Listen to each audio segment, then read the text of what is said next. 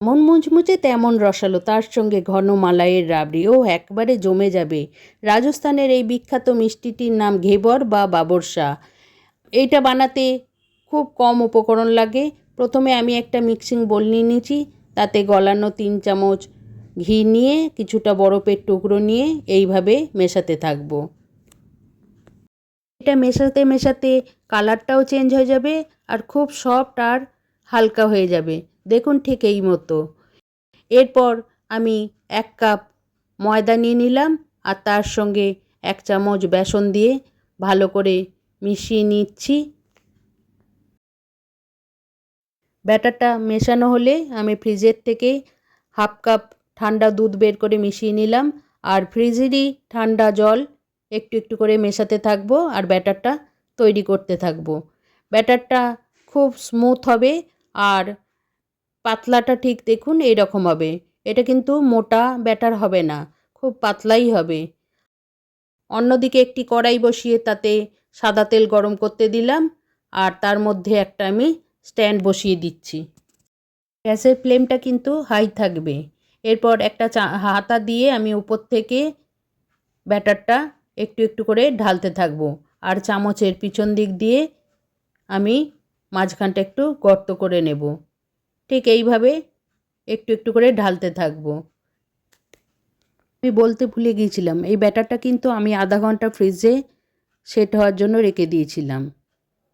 এই ব্যাটারটা বারবার উপর থেকে হাতায় করে করে একটু একটু করে ঢালতে হবে আর ওই চামচের পিছন দিকটা করে মাঝখানটা হোল করে দিতে হবে।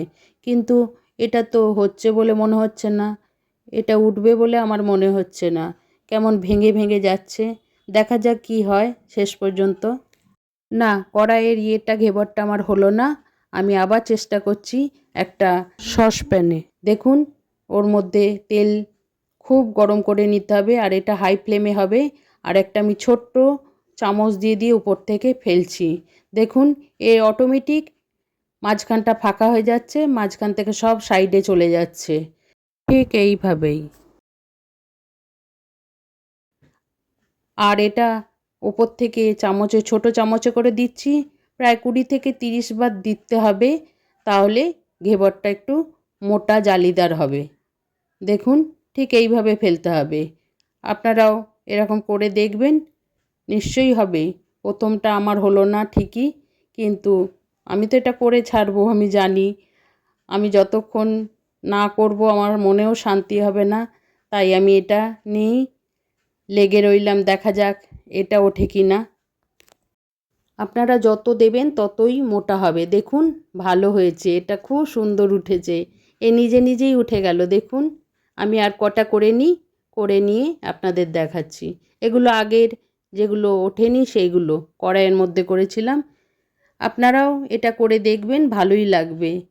আর অন্যদিকে আমি একটা পাত্রে জল গরম করে তার মধ্যে চিনি দিয়ে দিলাম চিনি শিরা করার জন্য। চিনির শিরাটা না ঘন হবে না খুব পাতলা হবে। আর অন্যদিকে আমি একটা কড়াইয়ে দুধ বসিয়ে দিলাম রাবড়ি করার জন্য। দুধটা যখন রাবড়ি হয়ে যাবে তখন আমি ওটা ওই ঘেবরের মধ্যে দিয়ে দেব। এবার ঘেবরটা হয়ে গেছে দেখুন, এইটা আমি সাজিয়ে নিচ্ছি। প্রথমে চিনির শিরা দিয়ে দিচ্ছি, তারপর ওর মধ্যে রাবড়ি দিয়ে দিচ্ছি আর কিছুটা আমন্ড কেটে রেখেছিলাম সেটাও আমি গার্নিশিংয়ের জন্য দিয়ে দিচ্ছি। আপনারাও এটা বানিয়ে দেখবেন, খুব ভালো খেতে হয়েছিল, খুব মুচমুচে রসালো আর খুবই সুন্দর হয়েছিল। যে খেয়েছে সেই খুব ভালো বলেছে। আপনারাও বানিয়ে দেখবেন, এটা বানাতে খুব কষ্ট না, আপনারা বানাবেন। নমস্কার।